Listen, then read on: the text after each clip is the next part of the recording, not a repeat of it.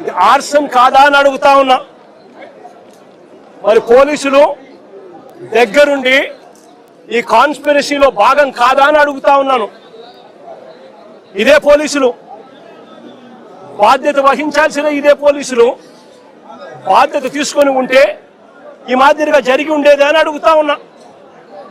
ఇక్కడ నుంచి ఎంత దూరంలో ఉందండి డీజీపీ ఆఫీసు? ఇక్కడ నుంచి ఎంత దూరంలో ఉందండి ఎస్పీ ఆఫీసు?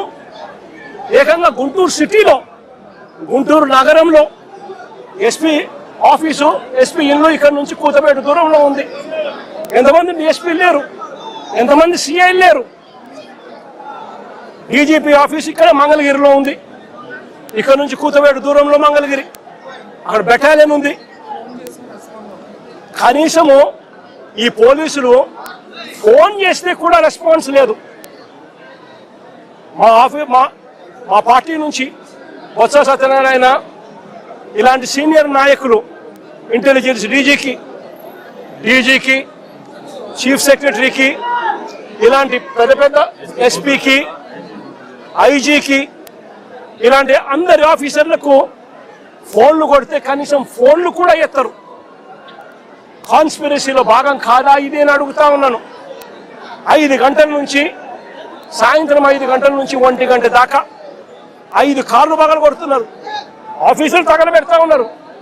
ఇంట్లో అద్దాలు పగలు కొట్టారు, ఇంట్లో చొచ్చుకొని పోయినారు, ఆఫీసులో సామాన్లన్నీ ఎరగొట్టారు. ఇంట్లో ఆడోళ్ళను ఉన్నారని కూడా చూడకుండా చేసిన పని. నేను అడుగుతా ఉన్నా, ఇది ధర్మమేనా అని అడుగుతా ఉన్నా, ఇది న్యాయమేనా అని అడుగుతా ఉన్నా. ఇంతటితో ఆగిపోలా. రాంబాబు అన్నను 10:30కి అరెస్ట్ చేస్తారు. రాంబాబు అన్నను 10:30కి అరెస్ట్ చేస్తారు. ఎందుకయ్యా అరెస్ట్ చేస్తారు రాంబాబు అన్నను? ఎందుకయ్యా రాంబాబు అన్నను అరెస్ట్ చేస్తారు? చంద్రబాబు నాయుడు గారిని తిట్టాడట. చంద్రబాబు నాయుడు గారిని తిట్టినందుకు అరెస్ట్ చేస్తారట.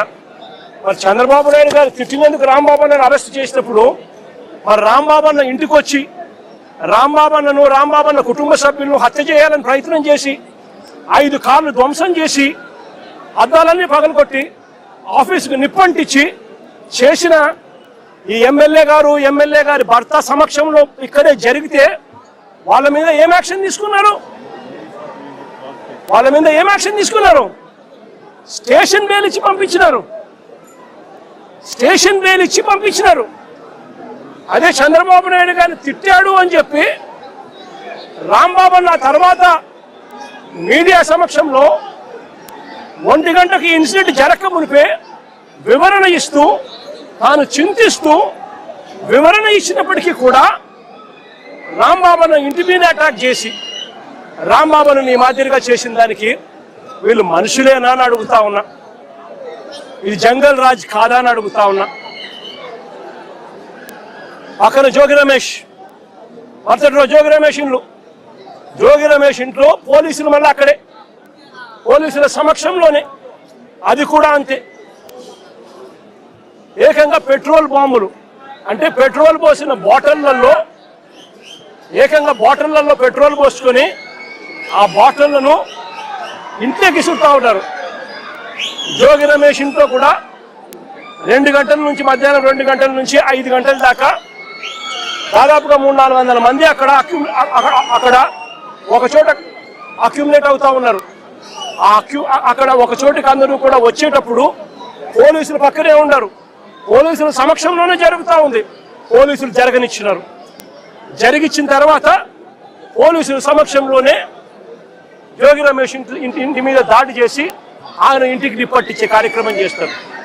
రజనమ్మ అని ముందు రోజు గుడికి పోయి రజనమ్మ పూజ చేసుకొని వస్తూ ఉంటే, వెంకటేశ్వర స్వామి గుడికి పోయి పూజ చేసుకొని వస్తూ ఉన్నది. వెంకటేశ్వర స్వామి గుడికి పోయి పూజ చేసుకొని ఆయన వస్తూ ఉంటే ఆయనను అక్కడే అడ్డగించి గుడి బయటే, అని ముందు రోజు గుడి బయటే ఆయనను అడ్డగించి ఆయనను తిడుతూ దుర్భాషలాడుతూ పోలీసుల సమక్షంలోనే ఆమె మీద కూడా దాడికి యత్నం చేశారు. ఇంకా ఏమైంది తెలుసా? ఇంకా ఆశ్చర్యం ఏమిటో తెలుసా? ఉల్టా అమ్మ మీదనే కేసు పెట్టారు. ఏమని? ఆమె గుడికి పోయి వీళ్ళందరినీ అటాక్ చేయడానికి ప్రయత్నం చేస్తాందని. ఏదైనా హద్దు పొద్దు ఉండాలి ఏదైనా మాట్లాడేసరికి. ఇది జంగల్ రాజ్ కాదని అడుగుతా ఉన్నా. బ్రహ్మనాయుడు